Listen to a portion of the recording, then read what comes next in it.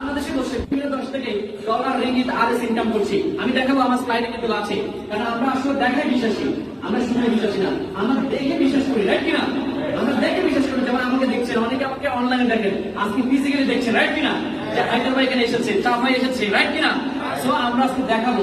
আপনি কি দেখতে রাজি আছেন? সো আমরা প্রত্যেক জায়গা থেকে কোন একটা কাজের সাথে আছি, সেই কাজ থেকে আমরা কিন্তু কি একটা হ্যান্ডসাম স্যালারি পাই, ইনকাম পাই, রাইট কিনা?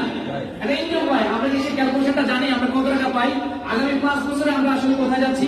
আমার এই ইনকাম দিয়ে, আমার এই স্যালারি দিয়ে আমি আসতে আগামী 5 বছরে আমার অবস্থান কোথায়, আমার লাইফটা কোথায়, আমার লাইফটা কত সুন্দর, এটা কি আমরা ক্যালকুলেশন করেছি? কখনো করেছি? করি নাই। আমরা কিন্তু কি একটা ইনকাম পাচ্ছি 20,000, 30,000, 50,000 টাকা, আমরা নিজেকে হ্যাপি মনে করছি, লাকি মনে করছি। এটা আপনি একটু ক্যালকুলেশন করে দেখেন, তাহলে আপনি বুঝতে পারবেন যে আসলে আপনি লাইফটাকে আসলে এনজয় করার জন্য এইটুকু এনাফ না। আপনাকে আরো বাড়তি কাজ করতে হবে, আর এই বাড়তি কাজ করার জন্য আপনাকে কি করতে হবে?